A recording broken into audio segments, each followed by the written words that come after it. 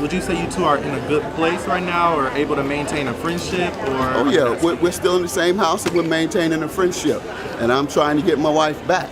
After 40 years of building an image of morality and the perfect family, Judge Greg Mathis suddenly throws it all away. Whispers of a secret child, rumors of affairs with women half his age, accusations so disturbing that even his closest friends were stunned. And in August 2024, his wife, Linda, filed for divorce. The weeks after those divorce papers were filed were some of the most chaotic in American family life history. Join us in this video as we explore how Judge Greg, after decades of lecturing others about morality, suddenly found himself in his own scandal.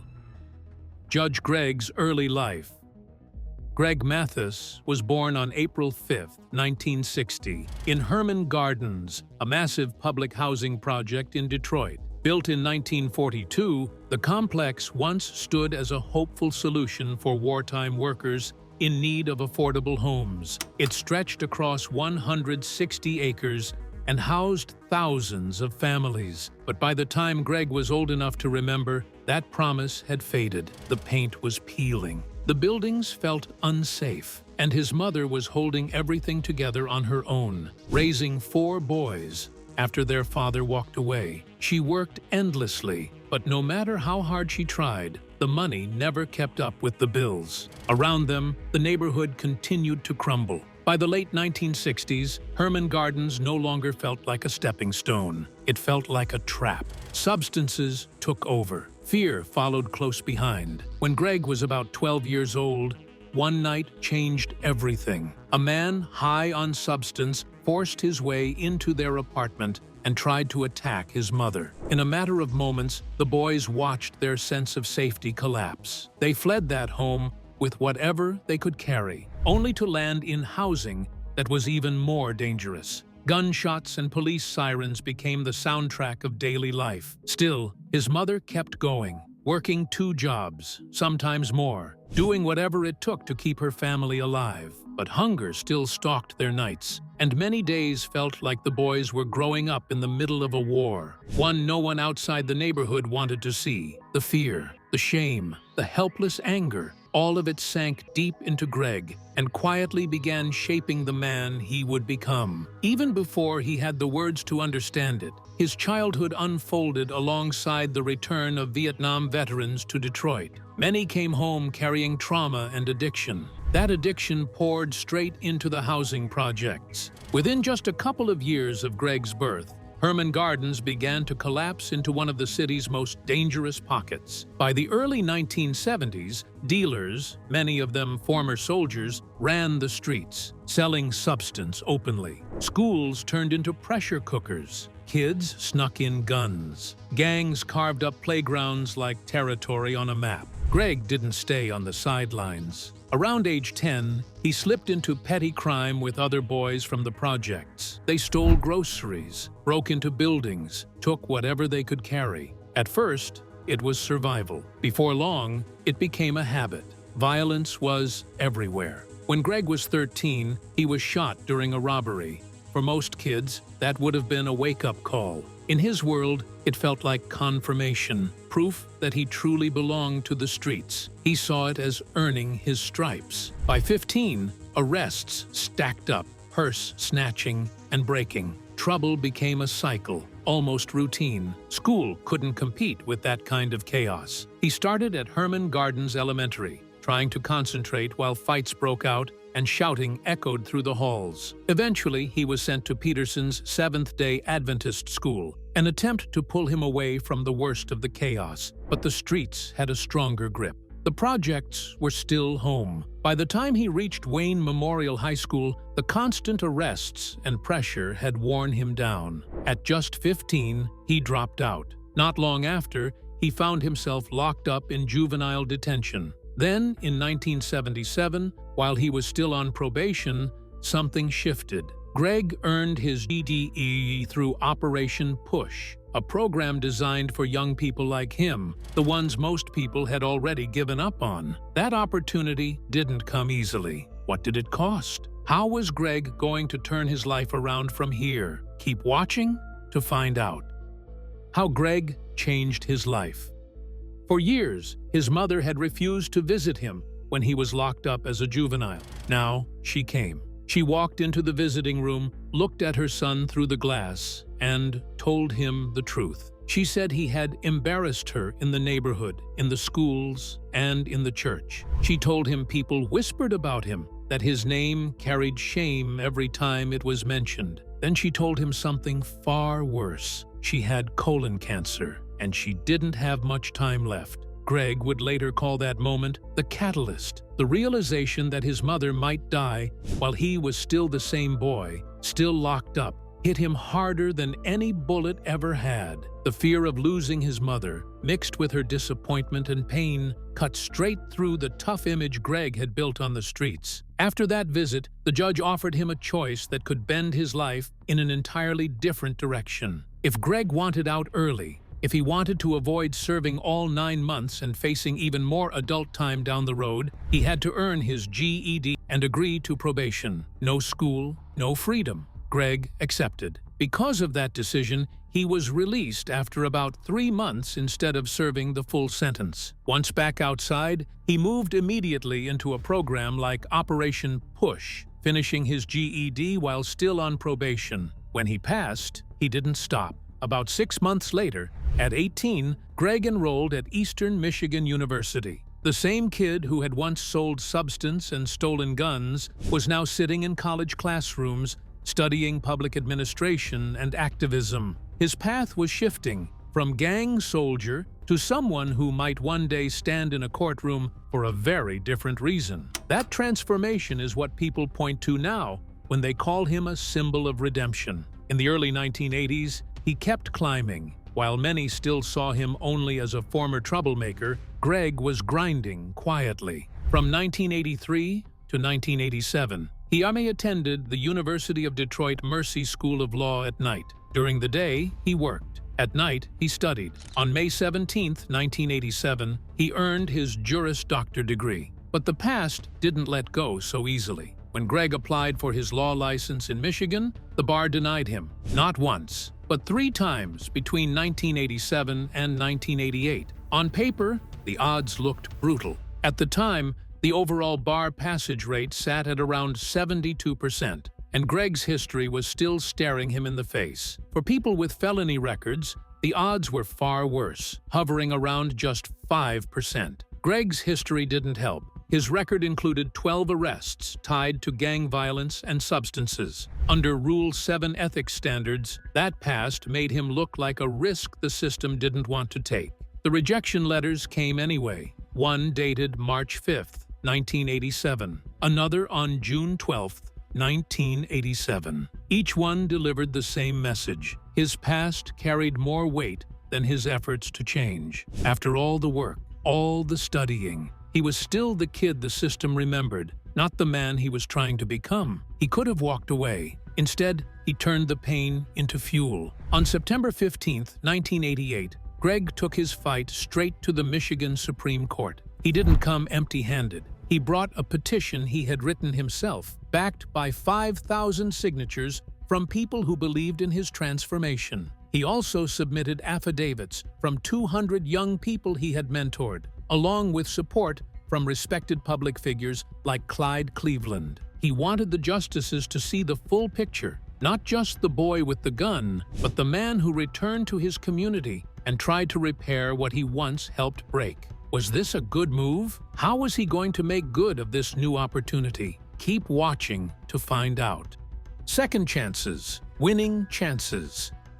By 1989, Greg was ready to step into politics. At just 29 years old, he ran for Detroit City Council with a story unlike anyone else's. He had been a gang member, a prisoner. Now he stood before the city as an activist, promising change. His campaign focused on police reform, fairness, and opportunity. The media dug into his past, but the people listened to his heart. He didn't win the election, but the impact was undeniable. The campaign forced Detroit to confront police brutality and opened doors for young activists who had once believed their voices didn't matter. That loss became the foundation of Greg's national influence and ultimately earned him a permanent seat on the NAACP board. What began as a local fight grew into a movement. In 1990, he took another bold step. Greg founded the Youth Empowerment Program, a groundbreaking effort designed to break the cycle of jail, release, and rearrest that trapped so many young men. He went further than most ever would. He personally bailed out more than 200 former members of the Errol Flynn gang, offering them a second chance that few believed they deserved. Through structure, mentorship, and discipline, lives began to change. The data made it undeniable. Participants were 40% more likely to graduate and 50% less likely to face unemployment. The program became one of the most effective youth rehabilitation models in the country. Greg proved something powerful. When someone believes in you at your lowest, it can pull you out of almost anything. 5 years later, in 1995, that belief paid off again. At 35, Greg finally passed the bar exam after failing 3 times. His criminal record, once seen as an impossible obstacle, had not defeated him. And that same year, Detroit Mayor Dennis Archer appointed him interim judge of Michigan's 36th District Court. The boy who once sat in a jail cell now sat behind the bench. He became the youngest judge in Michigan history, a living symbol of redemption whose story traveled far beyond Detroit. His courtroom reflected his journey, firm, fair, and guided by compassion. Every verdict carried a reminder that second chances could rebuild a city. Later that year, Greg ran for election and won in a landslide, earning 78% of the vote. His campaign slogan was simple, but it resonated deeply: second chances. It spoke to everyone who had ever been written off. And in neighborhoods that didn't trust the system, Greg's past as a former inmate gave him credibility no polished resume ever could. The story of Greg's rise, from a 17-year-old inmate to a judge at 35, made national headlines. His earlier struggle to obtain a law license, which he ultimately won after appealing to the Michigan Supreme Court, became a symbol of hope. That victory didn't just open doors for him, it showed others that their stories didn't have to end the way they began. By 1997, Judge Mathis was turning his vision into systems. He launched Detroit's first veteran court program,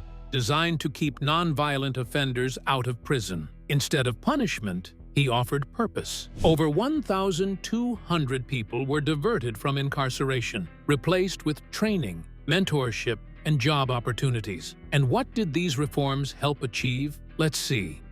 Greg's legacies of change. Greg personally recruited mentors and visited jails weekly, speaking directly to inmates about redemption and respect.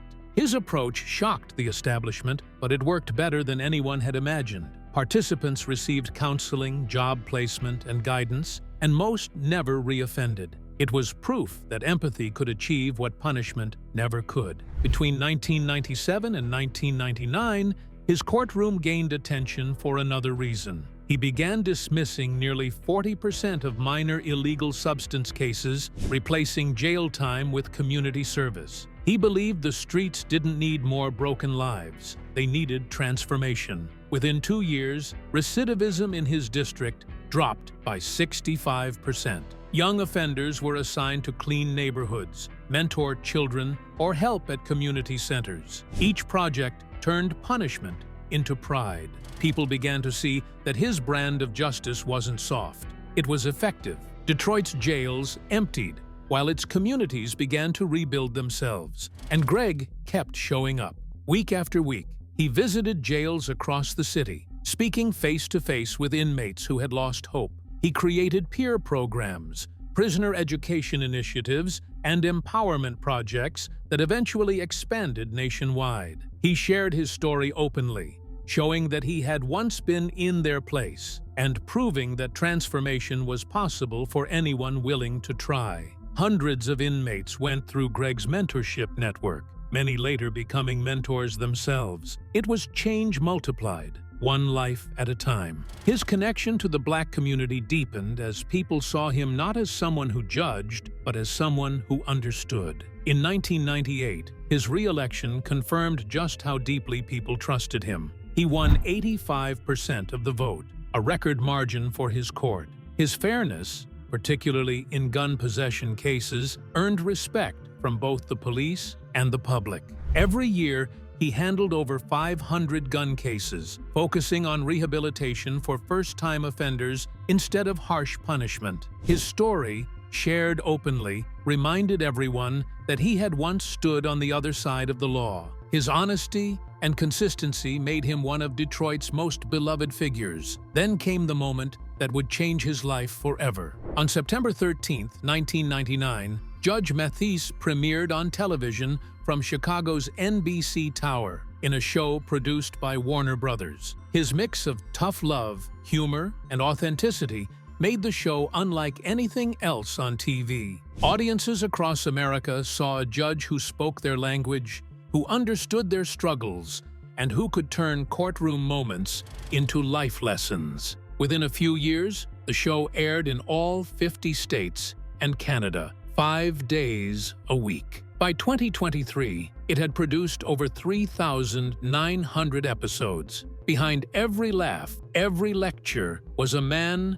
who had lived what he preached. Over 24 seasons, he handled more than 13,000 small claims cases, making the show one of the longest-running courtroom series in history. Litigants received between $150 and $300 per appearance, with travel covered, but the real draw was Judge Mathis himself. His humor, street smarts, and compassion transformed the courtroom into a space that was both entertainment and education. By 2018, Greg Mathis had become the longest-serving black male host in court show history. Second only to Judge Judy, he had achieved what few ever could, merging truth, law, and humanity on national television. From 2000 onward, his work continued to earn recognition. Judge Mathis received multiple NAACP Image Awards and, in April 2018, made history again by winning the Daytime Emmy for Outstanding Legal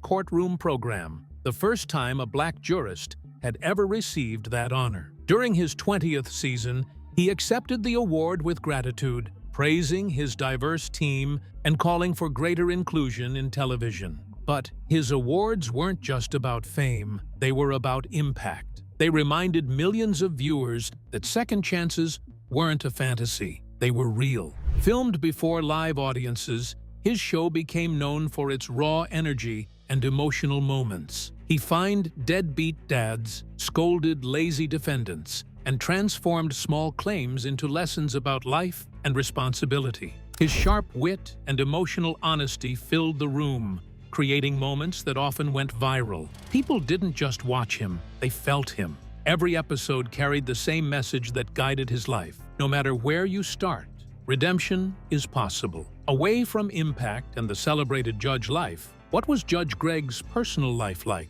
Keep watching to find out. Judge Greg's beautiful family life.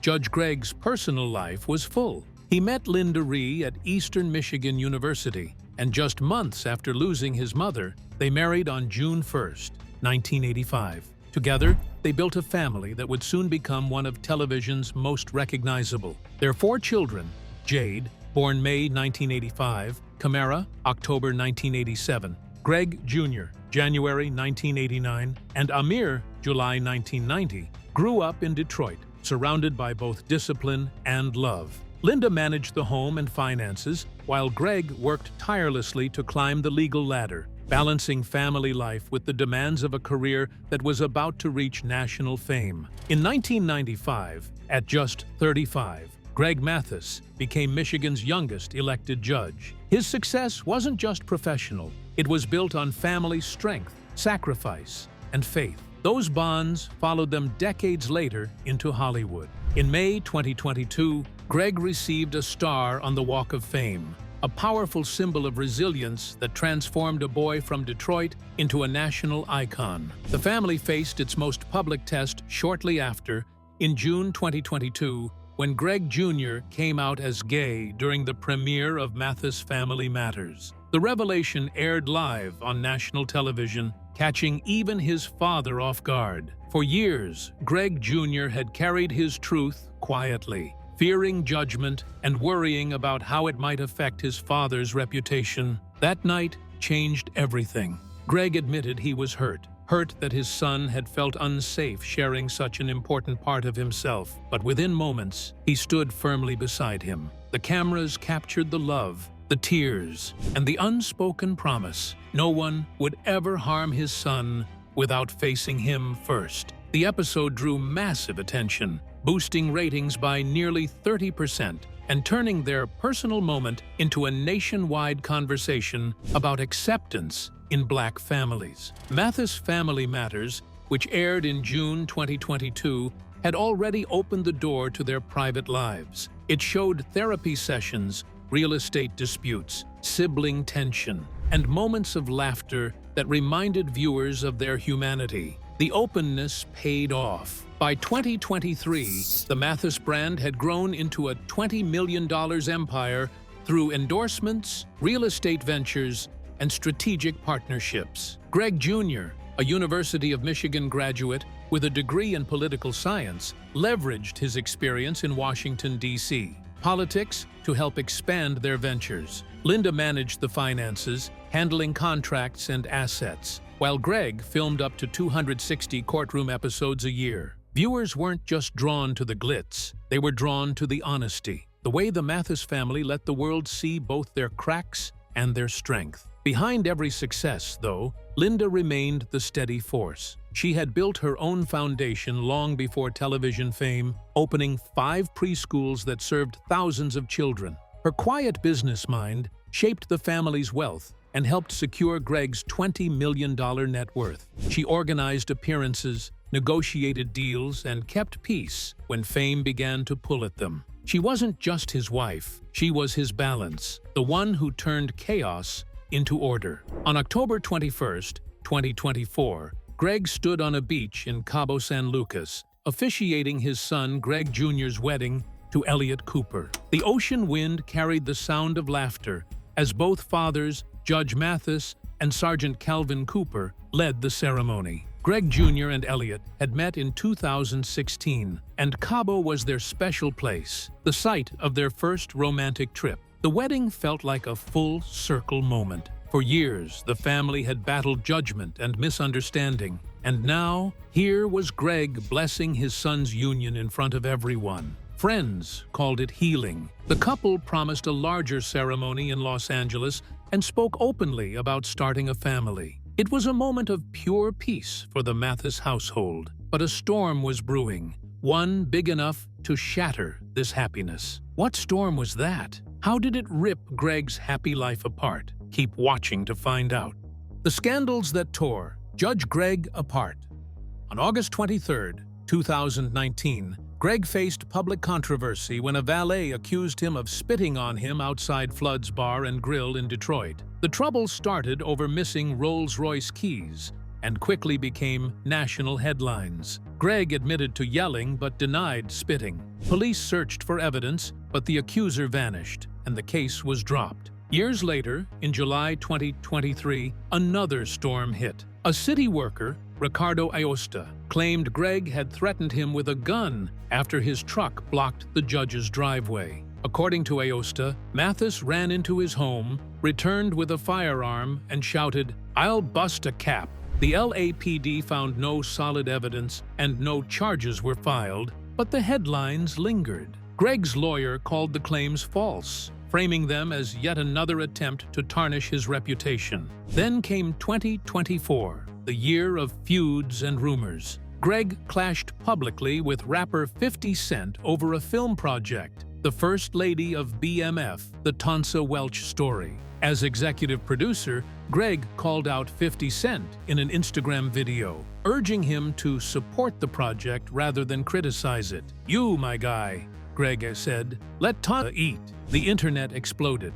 Fans watched two Detroit legends clash over art, pride, and respect. Around the same time, tabloids circulated rumors that Greg had fathered a secret child, dubbing it the side baby scandal. Amid all the chaos, one rumor cut deeper than the rest, that his show had ended because of a 911 gun incident. Social media ran wild with stories of police calls and canceled contracts, but none of it was true. The Judge Mathis show ended after 24 seasons, not because of scandal, but simply because Warner Brothers decided to exit the daytime court show business. The final episode aired on May 25, 2023, marking the end of an era, not a controversy. Just weeks later, in February 2023, Byron Allen's Allen Media Group made an offer. Greg signed almost immediately, securing his return to television with Mathis Court with Judge Mathis, which premiered on September 11, 2023. This time, his son Amir joined him as bailiff, turning the show into a true family affair, a new chapter built on legacy and redemption. By 2025, the series was averaging 2 million weekly viewers, proving that his audience had never left. Even as old allegations resurfaced, fans remained loyal. They wanted his voice, his fire, and his unique blend of courtroom authority and Detroit street wisdom. Long before fame, Greg had already shared his story in Inner City Miracle, his 2002 memoir. He wrote about his childhood in Detroit's Herman Gardens projects, his time with the Errol Flynn gang, and the pivotal moment when a judge gave him one last chance to change. He detailed working at McDonald's, earning his GED, and eventually going to law school. The book sold over 500,000 copies and funded youth programs in Detroit, giving kids the second chance he once needed. That book became the soul of everything he later built. By 2025, Greg had found a new rhythm with his son Amir through The Mathis Verdict, a podcast where they broke down celebrity court cases. One of their most explosive episodes tackled Sean "Diddy" Combs' federal trial. Greg didn't hold back. He called Diddy a monster and carefully dissected the RICO charges, explaining how multiple crimes could be tied together to build a single powerful case. Their direct, unfiltered approach turned the podcast into a hit. Listeners weren't just looking for gossip. They wanted the truth through a judge's eyes. Then came the moment that reminded the world Greg Mathis was still human, the one that nearly broke him for the second time. What was it, and what happened after? Keep watching to find out. The Judge, Greg Mathis divorce that broke the internet. In August 2024, Linda filed for divorce, ending nearly 40 years of marriage. The news spread fast. Greg was shattered. For weeks, they lived apart, each carrying the weight of heartbreak, and both sought therapy to process the pain. By October 2025, they appeared together on the Tamron Hall show, revealing that they had reconciled after just 3 weeks of separation. Greg compared the heartbreak to losing his mother. Linda explained that therapy had taught her to care for herself again. They sat side by side, holding hands, openly admitting their mistakes. Greg told men everywhere, "Don't neglect your wife." Their honesty turned public heartbreak into a story of healing. Still, Greg did not hide from the truth. He admitted publicly that his affair had been real, calling it an unplanned mistake. Linda confirmed it on social media, but clarified that the deeper wound had been years of emotional distance, not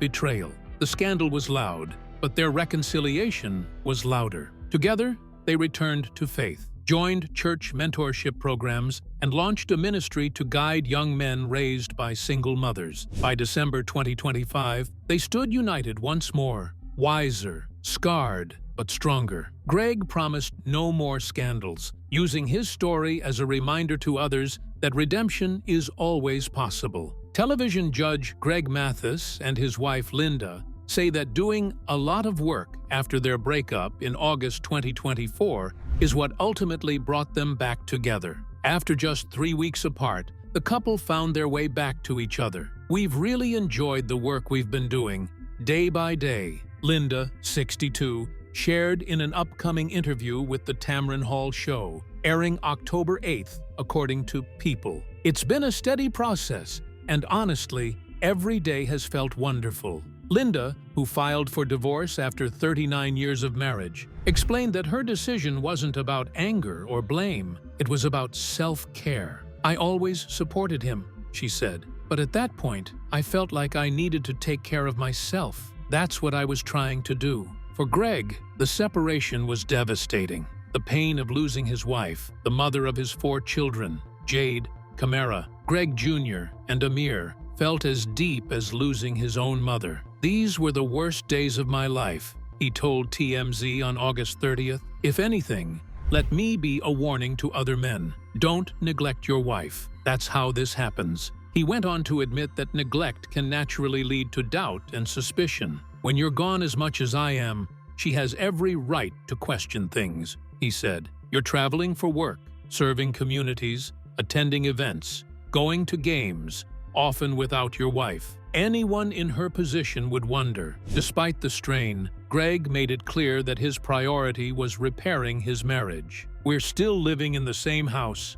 and maintaining a friendship," he said at the time. "Now I have to prove it with my actions. I'm trying to get my wife back." The couple married in June 1985, when Greg was 25. In 2021, he reflected on their marriage with a throwback wedding photo, writing, "Marrying Linda set me in the right direction. I hope my journey inspires others." What do you think about Judge Greg's marital journey through divorce and settlement? Do you think another storm might be brewing? Let us know in the comments section below. Thank you for watching this video. We hope you found inspiration from Judge Greg's story, from a troubled childhood to national impact. Don't forget to like and subscribe. Click the next video shown on your screen to catch up on your favorite celebrity stories. See you there.